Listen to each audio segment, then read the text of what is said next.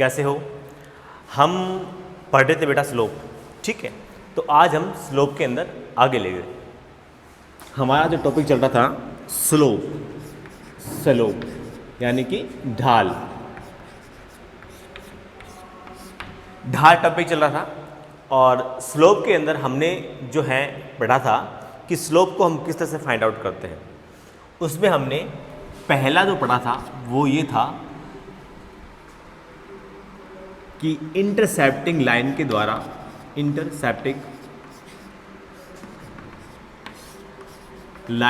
यानी कि प्रतिच्छेदी रेखाओं के द्वारा स्लोप को फाइंड आउट करना, ये हमने पढ़ा था।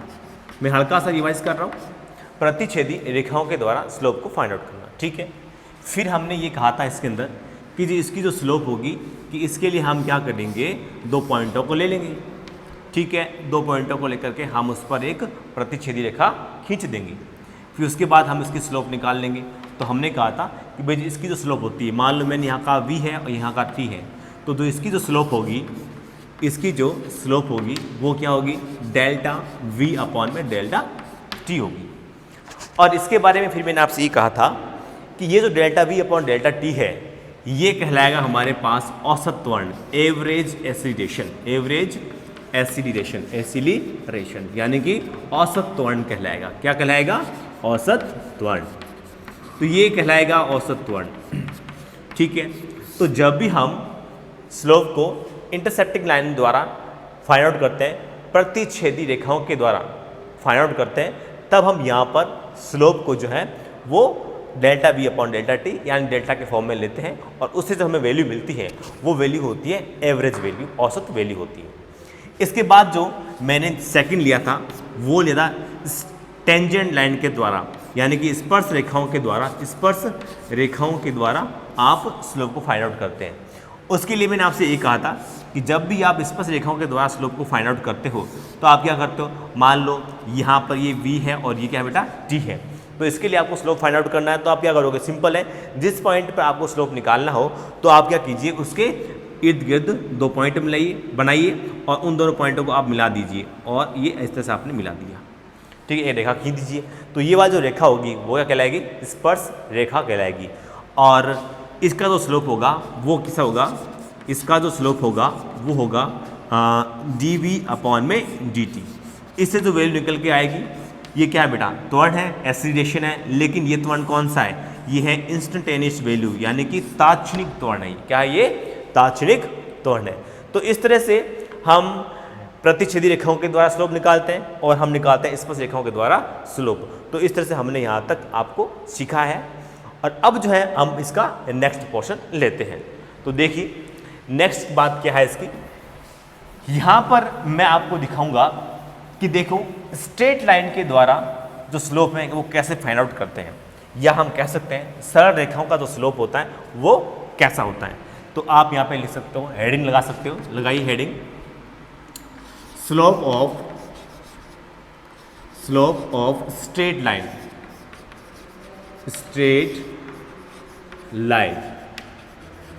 सीधी रेखाओं का स्लोप, ठीक है, सरल रेखाओं का स्लोप। तो यहां पे देखते हैं इसको अपन कैसे निकालते हैं, यहां पर समझना बात को। लिख सकते हो यहां पे आप सरल रेखा स्ट्रेट लाइन का स्लोप का ढाल। देखो कैसे इसको अपन सीखते हैं, सुनना बात को। यहां पर देखिए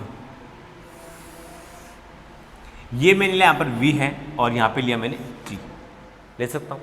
यहाँ पे आप कुछ भी ले सकते हो, मैंने v लिया है, t लिया है, आप यहाँ पे x भी ले सकते हो, ये वाली कोई मैटर नहीं है, कुछ भी ले सकते हो, ठीक है। यहाँ पे आप मान लो x ले लेते हो, क्या ले लेते हो, x ले लेते हो। तो देखो, और ये है आपकी सरल रेखा, इसका आपको जो स्लोप है वो फाइंड आउट करना है, ठीक है, करते हैं। देखो ये इसका बेटा हॉरिजॉन्टल है, ये इसकी हॉरिजॉन्टल लाइन है, क्षैतिज रेखा है इसकी। अब बेटा मैंने ये कहा आपसे कि आप क्या कीजिए, यहाँ से यहाँ तक इनका जो है वो स्लोप फाइंड आउट कीजिए। इस पार्ट का आपको स्लोप निकालना है। तो आप स्लोप निकालने के लिए क्या करते हैं, देखो आप स्लोप निकालने की यहाँ पे क्या करते हो कि यहाँ पर आप क्या लेते हो, 2 पॉइंट ले लेते हो, 2 पॉइंट लिया आपने, और पॉइंट लेकर के आप उसके ऊपर क्या करते हो, एक इन पॉइंटों को मिला देते हो, एक टेंजेंट लाइन खींच देते हो। आपने इसको क्या मिला दिया है, मिलाने पर आपने देखा कि इसका जो एंगल आ रहा है वो यहाँ पे आ रहा है, थीटा आ रहा है, इसके लिए थीटा आ रहा है। तो यानी कि ये थीटा क्या बेटा, ये तो इसकी स्लोप है, जो एंगल होता है वही क्या होता है, उसका स्लोप होता है। तो यहाँ पर इस पार्ट के लिए जो स्लोप होगा वो कौन सा होगा, ये होगा। अब मैं कहता हूँ ना जी, मुझे यहाँ से यहाँ तक स्लोप नहीं निकालना, मुझे तो यहाँ से यहाँ तक इस पार्ट के लिए स्लोप फाइंड आउट करना है। तो कुछ ही नहीं करना बेटा, आप क्या कीजिए, ये जो दोनों पॉइंट है इनको आप मिला दीजिए, इनको मिलाओगे तो आपके पास में एंगल क्या आएगा, यही आएगा बेटा, एंगल यही आएगा। इसका मतलब क्या है, स्लोप भी यही आएगा। तो इसका मतलब क्या हुआ कि जब आपने यहाँ तक के पोर्शन के लिए स्लोप फाइंड आउट किया तो कितना आया, थीटा आया। जब आपने यहाँ से यहाँ तक के लिए स्लोप निकाला तो क्या आया, थीटा आया। अब मैं इसको मान लो आगे और बढ़ा देता हूँ, मान लो, ठीक है, और मैं कहता हूँ मुझे इस पोर्शन के लिए स्लोप निकालना है। तो आप क्या करोगे, ये वाला पॉइंट है, देखो ये पॉइंट और ये पॉइंट, इन दोनों पॉइंटों को आप मिला दीजिए, मिलाओगे तब इसका जो एंगल आएगा कौन सा आएगा, यही आएगा, सेम एंगल आएगा, थीटा सेम आएगा। इसका मतलब आपने यहाँ पर देखा कि अगर मैं चाहे इस पार्ट के लिए लूँ, चाहे इस पार्ट के लिए लूँ और चाहे मैं इस पार्ट के लिए लूँ, यानी कि सरल रेखा के किसी भी बिंदु पर लूँ, मैं सरल रेखा के स्ट्रेट लाइन के किसी भी पॉइंट पर अगर मैं स्लोप फाइंड आउट करता हूँ तो मेरे पास जो स्लोप आता है, जो एंगल आता है वो कितना आता है, थीटा ही आता है, एक ही एंगल आता है, यानी कि उसका स्लोप जो होता है वो एक ही आता है। ठीक है, तो इस हिसाब से मैं कह सकता हूँ कि देखो सरल रेखाओं का जो स्लोप होता है वो कैसा होता है, कांस्टेंट होता है। क्या होता है, कांस्टेंट होता है। तो मैं इसका जो स्लोप है वो लिख सकता हूँ कि इसका स्लोप जो होगा वो tan थीटा जो होगा उसका कितना हो जाएगा अपना, देखो ये delta x upon delta T. भाई डेल्टा एक्स मैंने क्यों यूज़ किया, डेल्टा इसलिए यूज़ किया क्योंकि इन दोनों के बीच में जो स्पेस क्या है वो ज़्यादा है, ठीक है, अंतराल इसका ज़्यादा है, अंतराल इसका ज़्यादा है। तो मैं लिख लिया कि भैया इसका जो स्लोप होगा क्या होगा, डेल्टा एक्स अपॉन में डेल्टा टी होगा। फिर देखिए आप इसके अंदर ये आपने यहाँ पर सीख लिया। अब देखिए तो जब इंटरवल ज़्यादा था, टाइम का इंटरवल ज़्यादा था, तब इसका जो स्लोप जो है वो कितना आया, delta x upon delta T आया है। अब अगर मैं ये कहता हूँ, इसी के लिए मैं ये कह देता हूँ कि भैया मुझे तो यहाँ पर पर्टिकुलर ये वाला जो पोर्शन है, ये एक पोर्शन है यहाँ पर पर्टिकुलर, इस पॉइंट के लिए मुझे स्लोप निकालना है। तो आप क्या करोगे, कुछ भी नहीं करोगे, आप क्या करोगे, इसके आसे पासे 2 पॉइंट बनाओगे और एक स्पर्श रेखा को आप खींच दोगे, यही करोगे भैया। तो आपके पास में थीटा कितना आता है, यही आता है, स्लोप इसका ये आ गया। चलो मैं इस पॉइंट के लिए बात करता हूँ, खाली इस पॉइंट के लिए बात करता हूँ। तो मैं खाली जब इस पॉइंट के लिए बात करूँगा तो देखो यहाँ पे आसे पासे 2 पॉइंट लेता हूँ, इन पॉइंटों को मिला देता हूँ, ठीक है, तो भी मेरे पास में एंगल कितना आएगा, थीटा यही आएगा, ठीक है ना। मैं तो यहाँ का लेता हूँ, ले लो भले, कोई दिक्कत नहीं है। जब मैंने यहाँ का लिया, इस पार्ट का मुझे स्लोप फाइंड आउट करना है, तो मैं यहाँ पर क्या करूँगा, यहाँ पे क्या करूँगा कि मैं इस पॉइंट को आसे पासे 2 पॉइंट लूँगा और पॉइंट उसको मैं खींच दूंगा, एक स्पर्श रेखा, एक टेंजेंट लाइन खींच दूंगा, तब भी मेरे पास एंगल कितना आएगा, थीटा ही आएगा, ठीक है। और स्पर्श रेखाओं के द्वारा जो स्लोप होती है वो कितनी होती है, तो देखिए यहाँ पर, तो इसका जो स्लोप होगा वो क्या होगा, देखते हैं। स्लोप इज इक्वल टू क्या होगा बेटा, tan थीटा होगा। और ये कितना होगा, आपको पता है कि जब भी आप स्पर्श रेखाओं के द्वारा स्लोप फाइंड आउट करते हो, या फिर मैं कह सकता हूँ जब अंतराल कम लेते हो, जब अंतराल बहुत कम लेते हो, तो उसका जो स्लोप लिखते हो आप, वो लिखते हो आप dx अपॉन में dt, ये लिखते हो बेटा, dx अपॉन में dt लिखते हो, यही लिखते हो। तो यहाँ पर जब आप स्पर्श रेखाओं के द्वारा स्लोप निकालोगे या कम अंतराल लेकर के स्लोप निकालोगे, तब भी कितना आएगा बेटा, dx अपॉन dt आएगा। और ये बेटा कितना है, कांस्टेंट ही रहेगा। इस पे भी बेटा ये स्लोप होगा, इस पॉइंट के लिए भी ये स्लोप होगा, इस पॉइंट के लिए भी ये स्लोप होगा, इस पॉइंट के लिए भी ये स्लोप होगा। तो सरल रेखाओं के प्रत्येक बिंदु के लिए स्लोप जो होगा वो कांस्टेंट रहेगा, और वो कितना होगा, dx अपॉन में dt होगा। यहां तक बात क्लियर है कि नहीं है। फिर देखो यहां पर मैं आगे देख रहा हूं बेटा, इसके अंदर कि ये जो कहलाती है वैल्यू, ये कहलाती है एवरेज वैल्यू। क्या कहलाती है बेटा, एवरेज वैल्यू, ठीक है, ये है एवरेज वैल्यू, ओके। और ये जो वैल्यू है वो कहलाती है इंस्टेंटेनियस वैल्यू, इंस्टेंटेनियस वैल्यू, तात्क्षणिक मान कहलाता है। यहां पे आप गौर से देखिए, इसके अंदर आप गौर से देखोगे कि जब आपने अंतराल ज़्यादा लिया था और आपने स्लोप निकाला था, तब स्लोप कितना था, इतना था। और आपको पता है जब अंतराल ज़्यादा होता है, ठीक है, तो हमारे पास जो वैल्यू निकल के आती है वो क्या निकल के आती है, एवरेज वैल्यू निकल के आती है। तो इसके लिए एवरेज वैल्यू जो थी वो पूरे में कांस्टेंट है, ठीक है। यहां पर जब मैंने अंतराल बहुत कम लिया और कम लेने के बाद मैंने स्लोप निकाला तो थीटा था, हर पॉइंट के लिए भी क्या था, थीटा था, यानी कि यही था। इसका मतलब जो स्पर्श रेखाओं के द्वारा या अल्प अंतराल के अंदर जो हम स्लोप फाइंड आउट करते हैं, वो जो वैल्यू निकल के आती है, उस स्लोप की जो वैल्यू निकल के आती है या जो फिजिकल क्वांटिटी की वैल्यू जो निकल के आती है वो होती है इंस्टेंटेनियस वैल्यू होती है, यानी कि तात्क्षणिक मान होता है उसका। तो इसका मतलब ये हो गया कि जब भी आप स्ट्रेट लाइन ग्राफ खींचोगे तब आपने देखा कि औसत वैल्यू आती है, उसका भी जो स्लोप होता है या उसकी वैल्यू होती है वो यही रहती है, और तात्क्षणिक मान जो होता है इंस्टेंटेनियस वैल्यू आती है वो भी क्या रहती है, यही रहती है। तो इसका मतलब ये हो गया कि स्ट्रेट लाइन के लिए एवरेज वैल्यू और तात्क्षणिक वैल्यू यानी कि इंस्टेंटेनियस वैल्यू जो होती है वो इक्वल होती है। तो ये हमारा एक शॉर्ट बन गया, एक शॉर्ट ट्रिक बन गई हमारी कि जब भी आपको स्ट्रेट लाइन का ग्राफ दिया हुआ हो और आपसे एवरेज वैल्यू पूछे, ठीक है ना, तो जो उसकी तात्क्षणिक वैल्यू होगी, जो उसकी इंस्टेंटेनियस वैल्यू होगी, वो क्या होगी, उसकी एवरेज वैल्यू होगी, ठीक है। या फिर बेटा आपसे इंस्टेंटेनियस वैल्यू पूछ ले, अब इंस्टेंटेनियस वैल्यू पूछ ले तो आप क्या करोगे, उसका एवरेज वैल्यू निकाल लो, एवरेज वैल्यू निकाल लो, तो जो उसका एवरेज वैल्यू होगा वो क्या होगा, उसका इंस्टेंटेनियस वैल्यू होगा यहाँ पर।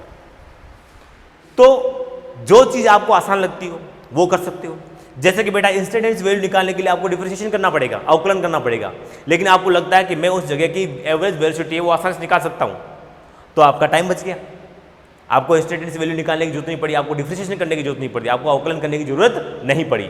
जब आपको अवकलन करने की जरूरत नहीं पड़ी, आपका काम बहुत छोटे कुछ ही समय के अंदर, कुछ ही सेकंड के अंदर काम कंप्लीट हो गया। तो ये जो उसकी ट्रिक बनी है वो बहुत शानदार वाली ट्रिक है, और विद कॉन्सेप्ट आपको हमने समझाया और समझाने के बाद आपको ट्रिक दी है यहाँ पर। तो इसको आप ध्यान रखिए, जब भी स्लोप जो है या कैसे तो बेटा ग्राफ जो है स्ट्रेट लाइन का होता है, तो उस स्ट्रेट लाइन के ग्राफ के लिए जो एवरेज वैल्यू होती है वो क्या होती है, इंस्टेंट वैल्यूज के बराबर होती है। फिर देखिए यहां पर एवरेज वैल्यू को निकालने के लिए कई मेथड होते हैं, ठीक है।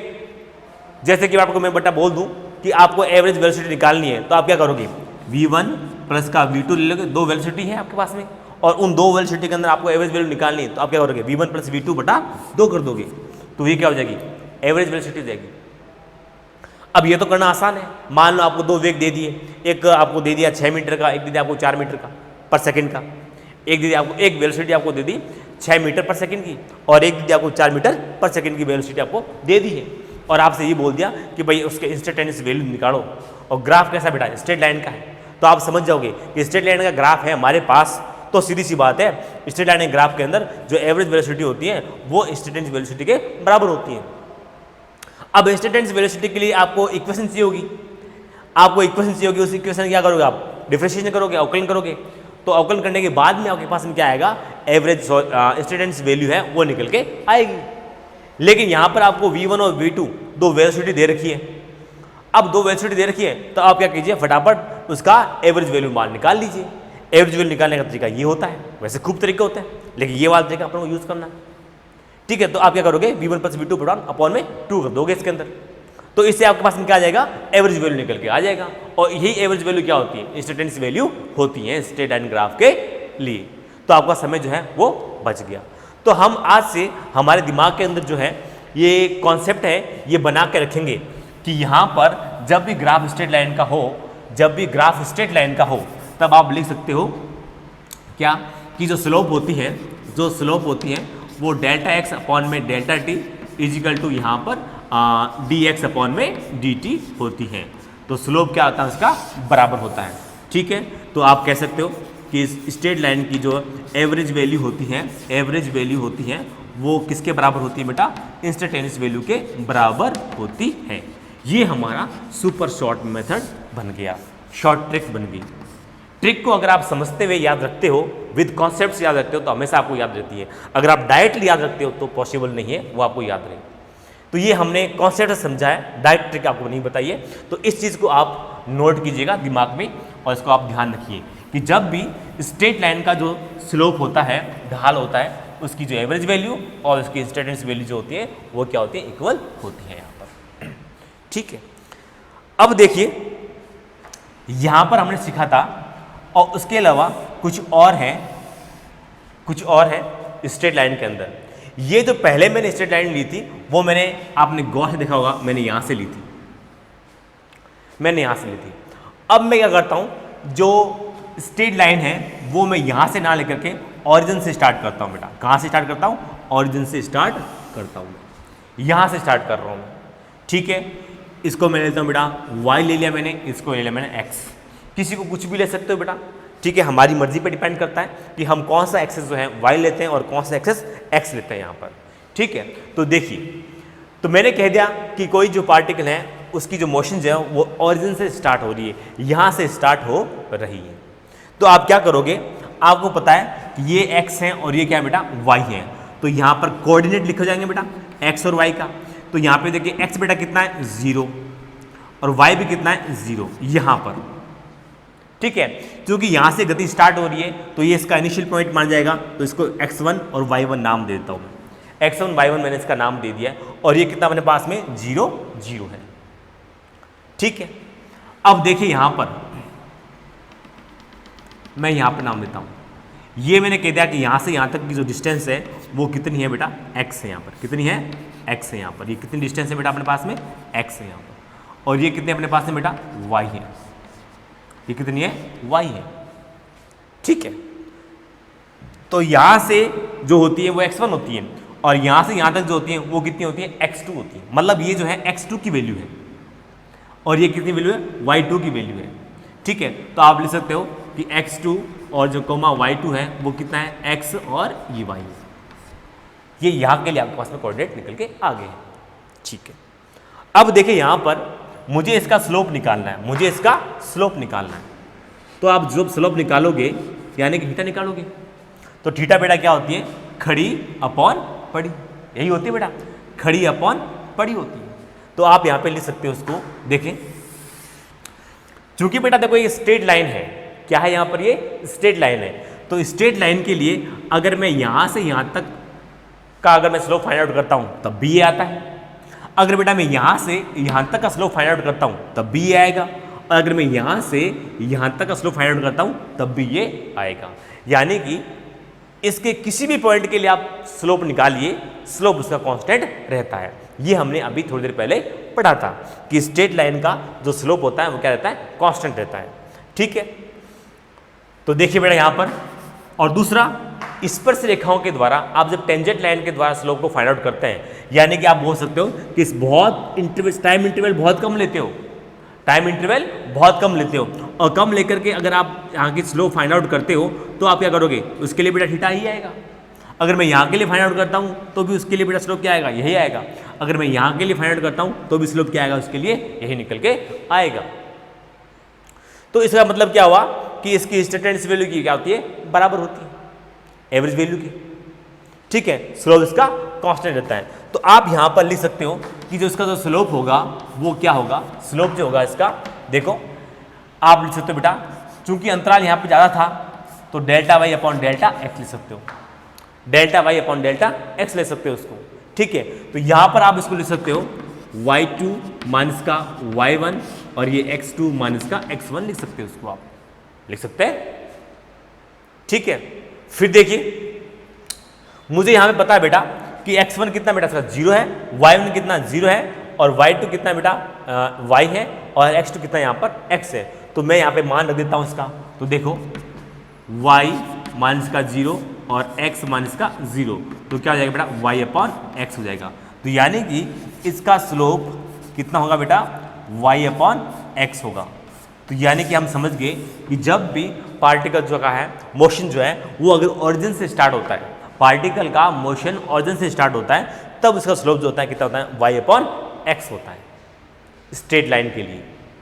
तो ये आपको ध्यान में रखनी है बात। अब ये भी एक कॉन्सेप्ट बन गया कि जब भी स्ट्रेट लाइन जो है वो ओरिजिन से स्टार्ट होगी, जब भी स्ट्रेट लाइन का ग्राफ जो है ओरिजिन से स्टार्ट होगा, मूल बिंदु से स्टार्ट होगा, तो उसकी जो स्लोप होगी कितनी होगी, y अपॉन x होगी। तो देखो स्ट्रेट लाइन तो वो भी थी जब आपने यहां से बनाई थी, एक तो वो भी था स्ट्रेट लाइन थी, और एक स्ट्रेट लाइन बेटा ये भी है, ठीक है। दोनों ही स्ट्रेट लाइन में बेटा थोड़ा सा अंतर है बस। उसमें तो बेटा इतना अंतर था कि स्ट्रेट लाइन है तो उसके लिए एवरेज वैल्यू और तात्क्षणिक वैल्यू क्या होगी, बराबर होगी। और इसके लिए ये है जो ओरिजिन से स्टार्ट हो रहा है उसके लिए ये है कि इसका जो स्लोप होगा y/x के अंदर होगा। ये बात हमारे कहां काम आएगी, ये बात हमारे काम आएगी जब हम करंट चैप्टर पढ़ेंगे। 12th का चैप्टर है बेटा करंट, और उस करंट के अंदर ओम्स लॉ आता है, तो उसके अंदर जो है ये वाली बात जो है हमारी काम में आएगी। देखो उसको एक बार देख लेते हैं। तो देखिए बेटा उसके अंदर हम क्या करते हैं, देखो ओम्स लॉ के अंदर क्या कहानी होती है। ओम्स लॉ के अंदर करंट चैप्टर के अंदर हम जाएंगे और उसके अंदर बेटा ओम का नियम पढ़ेंगे। ओम का नियम, ओम का नियम, ओम्स लॉ, ओम्स लॉ, ओम लॉ नहीं बेटा, ओम्स लॉ है, साइंटिस्ट है नाम इज्जत से। तो देखो बेटा ओम्स लॉ है, उसमें कहा जाता है कि V समानुपाती कितना बेटा I, ठीक है। और इसका एक ग्राफ आता है, वो ये आता है, इस तरह से आता है ग्राफ, और ये ग्राफ आता है, और इस ग्राफ को हमें इस ग्राफ का स्लोप बताना होता है। तो देखते हैं बेटा इस ग्राफ का स्लोप क्या होगा। तो देखो अगर आपने ये कॉन्सेप्ट सीख रखा है कि ओरिजिन से जब आप ग्राफ स्टार्ट हो रहा हो तब उसका स्लोप कितना होता है, y/x, यानी कि ये y है और ये क्या है बेटा x है, तो दिस अपॉन दिस कर दीजिए तो आपके पास में स्लोप आ जाएगा। तो स्लोप क्या आ गया हमारे पास में, v/i आ गया, ये इसका स्लोप आ गया। आपने डायरेक्ट बता दिया, वरना फिर क्या होता, वरना फिर आप इसका स्लोप जो है कुछ और ही लिखते, ठीक है। अब हमें यहां पर सोचने की जरूरत ही नहीं पड़ी कि भाई इसका स्लोप क्या होगा। आपको पता है स्ट्रेट लाइन है, दूसरा आपको ये पता है कि ओरिजिन से स्टार्ट हो रहा है। जब ये स्ट्रेट लाइन है ओरिजिन से स्टार्ट हो रहा है, इसका मतलब इसका स्लोप जो होगा वो क्या होगा, v/i होगा। तो ये चीजें हमारे यहां पर काम में आएगी। तो स्लोप जब हम पढ़ा रहे हैं या बेसिक के अंदर, बेसिक मैथ्स के अंदर हम कोई सा भी टॉपिक ले लें, ठीक है, तो वहां पर क्या होगा कि सारी बातें हम करेंगे वो जो आपके चैप्टर के अंदर बिखरी हुई पड़ी है। सिर्फ नॉर्मली अपन बेसिक मैथ्स नहीं ले रहे, हम बेसिक मैथ्स से रिलेटेड जितने भी टॉपिक्स हैं हमारे चैप्टर में बिखरे पड़े हैं वो सारा का सारा यहाँ पर ले रहे हैं। तो यहाँ पर देखिए, तो अब हम स्लोप ऑफ स्ट्रेट लाइन के अंदर एक बात कह देंगे, वो ये कह देंगे कि स्लोप जो होती है वो डेल्टा x अपॉन में delta t is equal to dx upon में dt और ये x अपॉन में t, ये स्लोप होती है, ये स्लोप होती है। वहां मैंने y लिया था, कोई दिक्कत नहीं बेटा। एक पे यहां पर देखो ये मैंने यूं ले लिया इसको, इस लाइन के लिए, इस लाइन के लिए, यहां पे मैंने x ले लिया, यहां पे मैंने t ले लिया, तो ये स्ट्रेट लाइन है बेटा। जब ये स्ट्रेट लाइन है तो इसके लिए स्लोप क्या होगी, ये होगी, और जो इसकी वैल्यू होगी वही इसकी वैल्यू निकली, यानी कि तीनों क्या होगी, बराबर होगी, और क्या हो गया, कांस्टेंट रहेगा इसका मान, ठीक है। तो अब हमारे पास जो कॉन्सेप्ट हो गया वो ये हो गया कि स्ट्रेट लाइन का जो स्लोप होता है वो क्या रहता है, कांस्टेंट रहता है, ठीक है। अब देखिए स्ट्रेट लाइन की तो बात होगी हमारी कि स्ट्रेट लाइन का स्लोप जो होता है वो कांस्टेंट रहता है, उसकी एवरेज वैल्यू, उसकी इंस्टेंटेनियस वैल्यू वो क्या होती है, इक्वल रहती है। एवरेज वैल्यू, औसत मान उसका और तात्क्षणिक मान उसका बराबर रहता है, ये हमने सीखा यहाँ पर स्ट्रेट लाइन के लिए। अब देखिए बेटा, मैं मान लो कर देता हूँ कर्व्ड लाइन की बात करता हूँ बेटा, ठीक है। तो मैं यहाँ पर लिख सकता हूँ, टॉपिक लगा सकता हूँ बेटा, slope of curved line. Curved line का, वक्र लाइन का, रेखा का स्लोप कैसे आप निकालोगे, ढाल, ठीक है। वक्र रेखा का, वक्रीय रेखा का, वक्रीय रेखा का ढाल, वक्रीय रेखा का ढाल, ठीक है। इसको हम कैसे निकालेंगे, सुनना बात को। देखो आप बनाओगे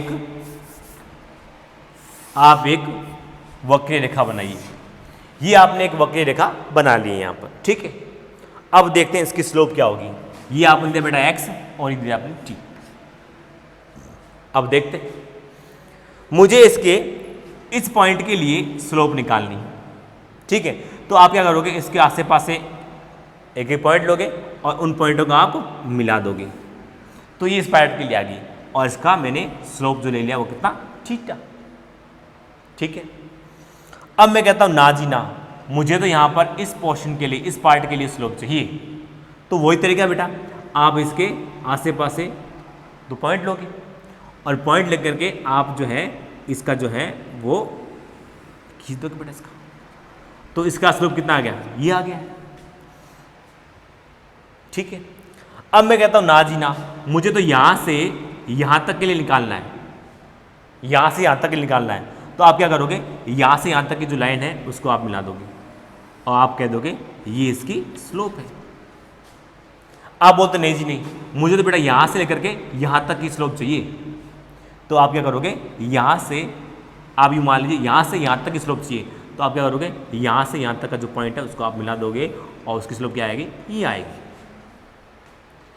तो आप यहां पे क्या देख रहे हो, आप यहां पे देख रहे हो कि जो इसका वक्रीय भाग है उसके इस पॉइंट के लिए स्लोप जो आ रही है ये आ रहा है, थीटा आ रहा है।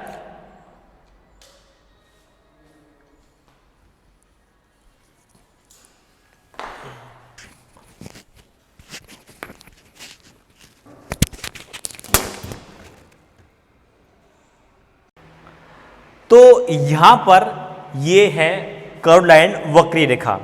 तो इस पॉइंट के लिए अगर मैं स्लोप पूछता हूं तो आप बोलोगे थीटा है। ठीक है, इस पॉइंट के लिए ये थीटा है। मैंने कह दिया ना जी ना, मुझे तो इस पार्ट के लिए लेना है, तो इसका जो होगा वो क्या होगा, ये थीटा होगा। इस पोर्शन के लिए होगा वो ये थीटा होगा। यानी कि वक्रीय रेखा जो होती है उसके हर बिंदु पर जो स्लोप होती है वो अलग अलग होती है। और यहां पर ऐसा बिल्कुल ही नहीं हो रहा है कि अगर आप स्पर्श रेखाओं के द्वारा स्लोप निकाल रहे हो और अगर आप प्रतिच्छेदी रेखाओं के द्वारा स्लोप निकाल रहे हो तो वो स्लोप दोनों बराबर नहीं हो रही है। यानी कि औसत वैल्यू और तात्क्षणिक वैल्यू, एवरेज वैल्यू और इंस्टेंटेनियस वैल्यू जो है कहीं पर भी बराबर नहीं आ रही है, किसी भी पॉइंट के लिए देख लीजिए। ठीक है, तो कर्व लाइन का जो स्लोप होगा, कर्व लाइन का जो स्लोप होगा वो डेल्टा एक्स अपॉन में डेल्टा टी और ये डी एक्स अपॉन में डी टी, ये कभी भी इक्वल नहीं हो सकते, बराबर नहीं हो सकते। तो यहां पर ये बराबर नहीं हो सकते यहां पर। ठीक है, और दूसरी बात ये है बेटा कि स्लोप यहां पर कांस्टेंट भी नहीं रह रही है। जैसे कि आपने इस पॉइंट के लिए टेंजेंट के द्वारा स्लोप निकाली तो आपके पास में ये आया है थीटा, और इस पॉइंट के लिए निकाली तो थीटा ये आया है, तो यानी कि इसका थीटा बदल रहा है। अगर आप इस पॉइंट के लिए लेते हो तो थीटा ये है। ठीक है, अगर आप इस पॉइंट के लिए लेते हो तो थीटा ये निकल के आया है। तो यानी कि उसके हर एक पॉइंट पर, प्रत्येक पॉइंट पर जो स्लोप जो आ रही है वो अलग अलग आ रही है, थीटा जो आ रही है वो अलग अलग आ रही है। तो यानी कि इसका जो स्लोप जो होता है वो कभी कांस्टेंट नहीं रहता, अलग अलग आता है। तो हमने यहाँ पर स्ट्रेट लाइन की बात की, कर्व की बात, स्ट्रेट लाइन की स्लोप की बात की, और हमने यहाँ पर कर्व लाइन, वक्रीय रेखाओं के स्लोप की बात की। तो इन सब में जो है हमने सीखा कि स्ट्रेट लाइन का जो स्लोप होता है वो तो क्या रहता है, कांस्टेंट रहता है, और उसकी जो एवरेज वैल्यू होती है, उसकी इंस्टेंटेनियस वैल्यू होती है, वो क्या रहती है, इक्वल रहती हैं।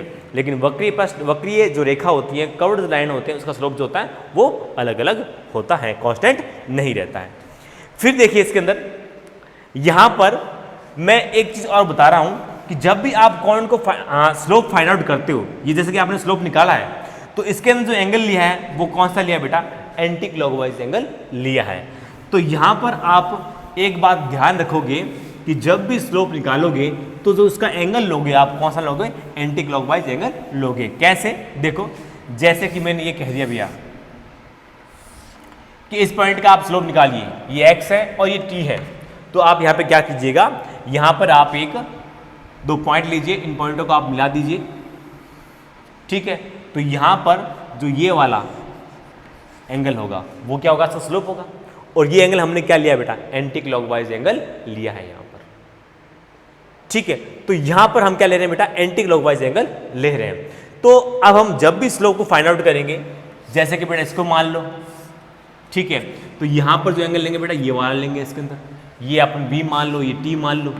ठीक है, तो इसका जो स्लोप होगा, ये एंटी क्लॉकवाइज वाला एंगल जो होगा वो होगा इसका स्लोप।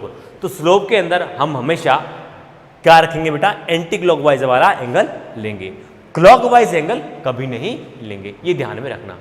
और इसके ज्ञात करने के लिए वही सिंपल बात, हम क्या खींचते हैं, एक जिस पॉइंट पर हमें स्लोप ज्ञात करनी होती है वहां पर हम क्या करते हैं, एक स्ट्रेट लाइन खींच देते हैं और उसका एंटी क्लॉकवाइज वाला एंगल ले लेते हैं। क्योंकि बेटा एंगल देखो ये भी होता है और एंगल तो ये भी होता है, दोनों एंगल है बेटा, एंगल तो ये भी है और एंगल ये भी है।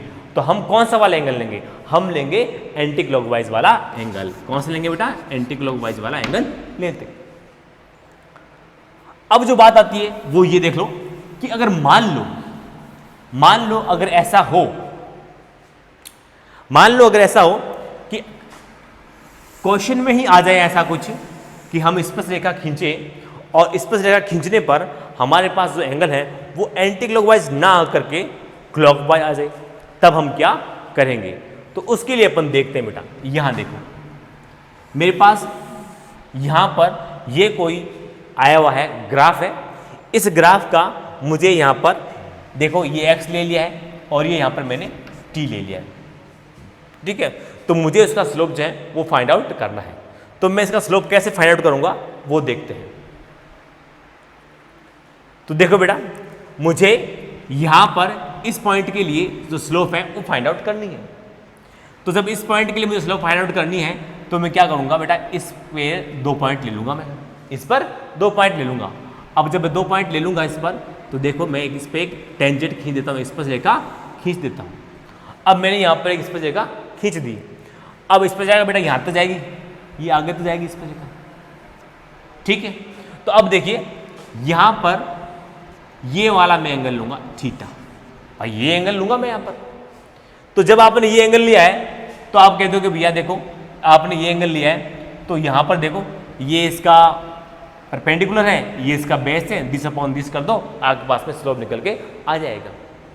लेकिन हमारा ये सोचना अभी गलत है, क्योंकि बाकी चीज़ें सारे सही है, परपेंडिकुलर ये सही है, बेस हमारा सही है, लेकिन एक चीज़ हमने गलत ली है, वो ये लिए कि यहाँ पर जो थीटा होगा ना बेटा, ये कैसा आ रहा है बेटा, क्लॉकवाइज आ रहा है, यहाँ पर क्लॉकवाइज एंगल आ रहा है, घड़ी की सुई की दिशा में ये घूम रहा है बेटा, ऐसे घूम रहा है, ठीक है। लेकिन हम जब भी स्लोप निकालते हैं तो हम जो एंगल लेते हैं वो एंटी क्लॉकवाइज लेते हैं, ये हमें अच्छे से पता है, ये हमें सिखाया गया है और ये हम देखते आ रहे हैं। जब भी हमने स्लोप निकाला तो एंगल कौन सा लिया बेटा, एंटी क्लॉकवाइज एंगल लिया है। तो इस कारण से बेटा ये जो हमारा आंसर आएगा वो परिमाण रूप से तो क्या आएगा, सही आएगा, लेकिन साइन उसका चेंज आएगा, तो हमारा क्वेश्चन जो है वो खोटा हो जाएगा। तो हम क्या करते हैं, देखो बेटा हम क्या करते हैं, हम इसका जो एंगल लेते हैं वो दूसरा वाला एंगल लेते हैं, ठीक है। तो एंटी क्लॉकवाइज चाहिए बेटा, हमें कौन सा चाहिए, एंटी क्लॉकवाइज। तो आप क्या करोगे, ये वाला एंगल लोगे इसका, एंटी क्लॉकवाइज ये वाला एंगल लोगे इसका, ठीक है। अब देखो मैं इसके नाम अलग ले देता हूँ, क्योंकि ये तो बेटा ओरिजिनल वाला एंगल है तो इसको तो थीटा ही बोलो, ये एंगल हम नहीं ले रहे हैं तो इसको हम थीटा डैश बोल देते हैं, ठीक है। अब देखो यहाँ पे ये ध्यान रखने वाली बात है कि जो इस एंगल के लिए परपेंडिकुलर है वही इस एंगल के लिए परपेंडिकुलर है। ये तो हम ट्रिग्नोमेट्री में सीख चुके हैं कि इस एंगल के लिए जो परपेंडिकुलर है वही इस एंगल के लिए परपेंडिकुलर जो है वही होगा, लेकिन एंगल इसके अंदर बड़ा है तो थोड़ा साइन क्या हो जाएगा, वो चेंज हो जाएगा, चिन्ह है उसका बदल जाएगा। ये हम ट्रिग्नोमेट्री में पढ़ चुके हैं, ठीक है। तो अब देखो यहाँ पर हम क्या लिखेंगे, देखो स्लोप जो होती है बेटा, स्लोप जो होती है वो क्या होती है, tan थीटा होती है। क्या होती है बेटा, tan थीटा होती है यहाँ पर, ठीक है। तो यहाँ पे आप क्या करोगे बेटा, देखो ये बेटा थीटा प्लस थीटा है और ये सब मिलकर के कितना बन जाएगा बेटा 100। यहाँ पे देखिए ये थीटा प्लस है और ये यहाँ पर कितना थीटा है यहाँ पर, ठीक है। तो यहाँ पे आप लिख सकते हो इसको कि थीटा प्लस का थीटा बराबर 180, लिख सकते हो बेटा इसको। अब देखो आपको यहाँ पर थीटा की वैल्यू निकालनी है, ये थीटा है ये थीटा है, तो दोनों में कितना हुआ, थीटा हुआ ना, तो इसका योग कितना बेटा 180 होगा, ये तो लिखा बेटा मैंने, ठीक है। तो देखो अब इस थीटा की वैल्यू निकालनी है तो आप क्या करोगे, 180 माइनस का थीटा डैश करोगे, 180 माइनस का थीटा डैश कर दोगे आप इसको, ठीक है। तो अब देखिए आगे, अब हमारे पास क्या हो जाता है कि tan 180 माइनस का थीटा डैश, यही है बेटा। अब आपने बेटा ट्रिग्नोमेट्री में अच्छे से पता है, पढ़ा है आपने कि आप इसका सॉल्यूशन कैसे लिखते हो। मैं एक बार हल्का सा रिवाइज कर देता हूँ। ठीक है, ये 0 है बेटा, ये 90 है, ये 180 है, और ये 270 है, और ये 360 है। ठीक है, तो यहाँ पे बेटा क्या होता है, ऑल पॉजिटिव होते हैं, ऑल पॉजिटिव होता है। यहाँ पे केवल साइन जो होता है वो पॉजिटिव होता है। यहाँ पे बेटा टेन जो होता है वो पॉजिटिव होता है, और यहाँ पे जो होता है बेटा कॉस पॉजिटिव होता है। ये हम ट्रिग्नोमेट्री में अच्छे से पढ़ चुके हैं यहाँ पर। अब देखिए साइन 180 माइनस का थीटा आ रहा है यहाँ पर, यानी एंगल कितना आ रहा है, 180 माइनस का थीटा डैश आ रहा है। अब 180 माइनस का थीटा डैश आ रहा है यहाँ पर। ठीक है, तो ये कौन से कोऑर्डिनेट जाएगा, ये जाएगा बेटा 180 से कुछ कम में एंगल, 180 से कुछ कम है, इसका मतलब ये इस कोऑर्डिनेट के अंदर जाएगा, सेकंड कोऑर्डिनेट में जाएगा। और सेकंड कोऑर्डिनेट में कि टेन की जो वैल्यू वो क्या होती है, नेगेटिव होती है, टेन की वैल्यू नेगेटिव होती है। तो यहाँ पे आप लिख सकते हो कि 180 माइनस का थीटा डैश जो होता है वो कितना होता है, देखो यहाँ पर ये होगा टेन थीटा डैश माइनस का, ये होगा बेटा। ये तो बेटा इक्विलेट एंगल है, ये तो क्या यहाँ पर इक्विलेट एंगल है यहाँ पर। ठीक है, तो माइनस का टेन थीटा डैश हो जाएगा इसका। ठीक है, यानी कि आप यहाँ पे समझ गए हो कि देखो कि यहाँ पर जो एंगल की वैल्यू निकल के आएगी, अब ये जो वैल्यू बेटा किसकी है, ये वैल्यू इसकी है बेटा यहाँ पर। तो यहाँ पर आप कह सकते हो कि tan theta is equal to minus का टेन थीटा, ये होगा, ये हो जाएगा। अब देखो इसका मतलब क्या हुआ, इसका मतलब ये हुआ कि यहाँ पर जो वैल्यू निकल के आएगी, ठीक है, जैसे कि बेटा मैं मान लेता हूँ यहाँ पर मैंने ले लिया बेटा 4 और यहाँ ले लिया मैंने 3। ठीक है, या मैं कह सकता हूँ बेटा यहाँ पे आप v ले लो और यहाँ पे ले लो आप t ले लो, यहाँ 10 ले लो और यहाँ आप 2 ले लो। तो इसका स्लोप जो कितना आएगा, देखो इसके हिसाब से कितना आएगा बेटा 10/2 बराबर कितना आएगा बेटा 5 आएगा। ये इसके लिए आ रहा है, ये इसके लिए आ रहा है, लेकिन हमें तो बेटा ये वाला एंगल चाहिए। तो इन दोनों के अंदर आपस में रिलेशन क्या है बेटा, रिलेशन ये है कि जो है माइनस का साइन आ जाएगा बेटा, उल्टा हो जाएगा। ये अगर प्लस का 5/2 है तो ये कितना हो जाएगा बेटा माइनस का 5 हो जाएगा। ये अगर प्लस का 5 है तो ये माइनस का 5 हो जाएगा। ये अगर माइनस का 5 है तो ये प्लस का 5 हो जाएगा। ये अगर बेटा 10 है माइनस का तो ये 10 प्लस का हो जाएगा। ये माइनस का 10 है तो ये प्लस का 10 हो जाएगा। ये प्लस का 10 है तो ये माइनस का 10 हो जाएगा। तो क्यों हो जाएगा, ये आपने यहाँ पर देखा है इस चीज़ के अंदर। तो यहाँ पर जो है हम इस चीज़ को ध्यान में रखेंगे कि एंगल जो होता है वो कौन सा लेना बेटा, हमें एंटी क्लॉकवाइज एंगल ही लेना है। ठीक है, और एंटी क्लॉकवाइज एंगल लेकर के आप क्या कर सकते हो, आगे जो है इसको सॉल्व कर सकते हो। यहाँ पर बात समझ में आई या नहीं आई, आई। चलो अब हम आगे देखते हैं बेटा। हमने यहाँ पर स्ट्रेट लाइन के द्वारा स्लोप को देख लिया बेटा। ठीक है, हमने यहाँ पर कर्व लाइन का स्लोप देख लिया यहाँ पर। ठीक है, हमने इंटरसेक्टिंग लाइन जो है, इंटरसेक्टिंग लाइन है उसके द्वारा स्लोप देख लिया हमने यहाँ पर। ठीक है, हमने यहाँ पर देख लिया है टेंजेंट लाइन है, स्पर्श रेखाओं के द्वारा स्लोप जो निकाला है वो हमने यहाँ पर देख लिया है। अब देखो यहाँ पे अपन देख लें बेटा जीरो स्लोप। देखो जीरो स्लोप कैसे होती है वो अपन को देखना है। तो देखो बेटा कैसे देखते हैं, तो जीरो स्लोप कैसे देखते हैं बेटा, देखो ये लाइन है, ठीक है ना, और इस लाइन का आपको स्लोप निकालना है। v/t दे दिया बेटा मैंने, तो इस लाइन का स्लोप निकालना है। तो स्लोप निकालेंगे तो कितना होगा बेटा, तो आप क्या कीजिए, यहां पर दो लाइन लीजिए बेटा। अब दो लाइन लेकर के इनको आप मिला दीजिए, तो इसका स्लोप कितना आ रहा है बेटा, 0 आ रहा है। इसका ढलान कितना आ रहा है बेटा, 0 आ रहा है। यहाँ पे कोई एंगल बन ही नहीं रहा है, तो स्लोप कितना है इसका, 0 आएगा। तो इसका स्लोप जो आ रहा है, इसका जो स्लोप आ रहा है, slope tan theta is equal to beta dv/dt, और ये कितना आएगा, 0 आएगा। और बेटा आना भी चाहिए। क्यों आना चाहिए, क्योंकि बेटा देखो यहाँ पर क्या है, v का हम डिफ्रेंशिएशन करते हैं, अवकलन करते हैं, तब हमारे पास में क्या आता है बेटा, स्लोप आता है। ठीक है, अब यहाँ पर v क्या है बेटा, कांस्टेंट है। हम ग्राफ में बताएंगे आपको बेटा कि इसका मतलब क्या होता है, v कांस्टेंट है, v चेंज नहीं हो रहा है, v कांस्टेंट है, यहाँ बदल नहीं रहा है।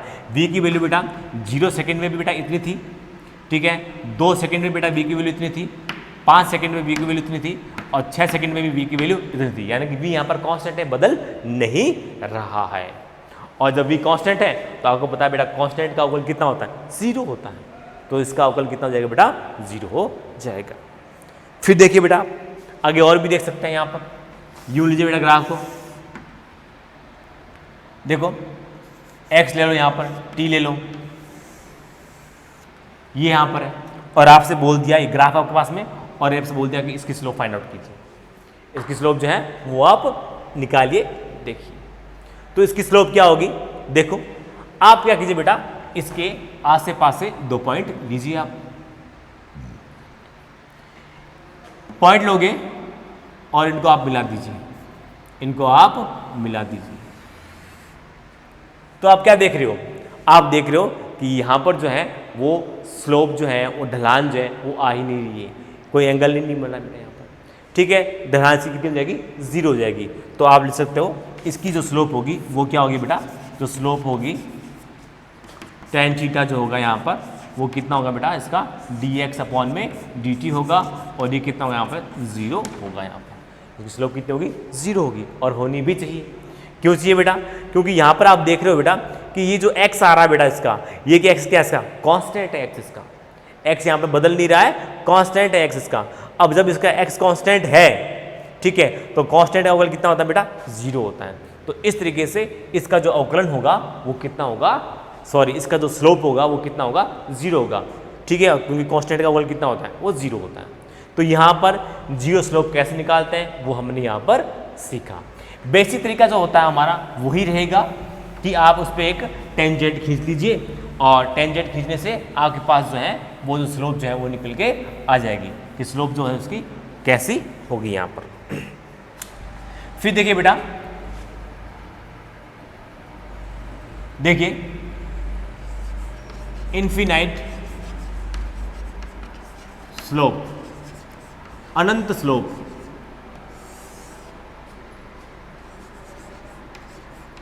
अनंत ढाल। देखिए बच्चों अनंत ढाल कैसे लेते हैं अपन, समझे बात को।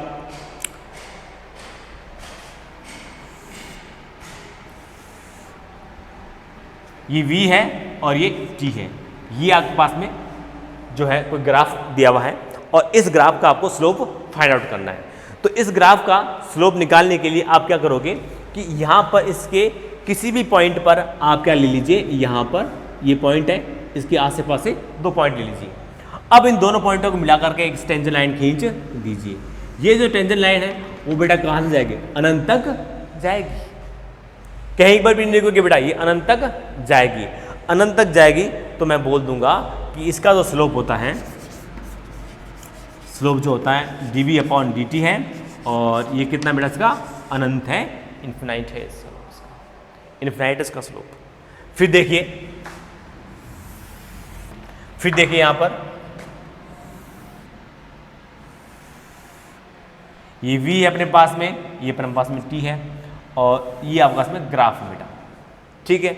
और आपसे यहां पर ये बोल दिया कि भैया इस पॉइंट पर आप स्लोप निकालिए, ये मैंने कह दिया कि ये पॉइंट है, तो इस ए पॉइंट का जो है वो स्लोप जो है वो फाइंड आउट कीजिए। तो आप क्या करोगे, कुछ भी नहीं करना आपको, यहाँ पर 2 पॉइंट लेना है, यहाँ पर 2 पॉइंट लेना है। इन दोनों पॉइंटों को आप मिला दीजिए और एक टेंजेंट खींच दीजिए यहाँ पर, ठीक है। तो ये जो लाइन है बेटा कहाँ जाएगी बेटा, अनंत तक जाएगी। ये लाइन अनंत तक जाएगी, तो इसका स्लोप कैसा हो गया, अनंत हो गया, इन्फिनाइट हो गया। तो आप लिख सकते हो यहाँ पर कि स्लोप जो है इसका dv अपॉन dt, ये कितना हो जाएगा, अनंत हो जाएगा। और ये वैल्यू किसकी बेटा, a की वैल्यू है, ये किसकी वैल्यू है, a की वैल्यू है। इसका स्लोप जो है किसको शो कर रहा है, a को शो कर रहा है बेटा, दिस अपॉन दिस। ये कौन सी फिजिकल क्वांटिटी बन गई, एसिलेशन बन गया। तो इसका जो एसिलेशन है वो कितना बेटा, अनंत है यहाँ पर। तो आपसे यहाँ पे ये भी पूछा जा सकता है कि भैया इसका स्लोप बताइए, तो आप बता सकते हो बेटा दिस अपॉन दिस इन्फिनाइट होता है। वो आपसे ये भी कह सकता है कि भैया इसके जो एसिलेशन है उसकी वैल्यू बताइए, उसका मान बताइए, तो आप बोल दो कितना इन्फिनाइट है, यहाँ पर अनंत है यहाँ पर। तो आपने यहाँ पर देखो इस तरह से आपने यहाँ पर ये सीखा है कि जो इसका जो स्लोप होता है वो कितना होता है, अनंत होता है, ठीक है। तो हमने यहाँ पर 0 स्लोप भी लिखा सीख लिया बेटा, और अनंत स्लोप जो है वो भी सीख लिया यहाँ पर, ठीक है। तो इस तरह से हमारा जो स्लोप जो है वो उनमें जो मेन चीज़ है, जो बातें हैं जो हमारे एग्जाम में आ सकती है, ठीक है। तो हमारे चैप्टर के अंदर जो आ सकती हैं बातें जो हमारे काम में आएगी, तो स्लोप के अंदर हमने यहाँ पर वो सारी बातें सीखी बेटा। तो इनको आप अच्छे से कीजिए, रिवाइज कीजिए, ठीक है। ये बातें हमारी कहीं ना कहीं आगे काम में आएगी, ठीक है बेटा। Okay, thank you.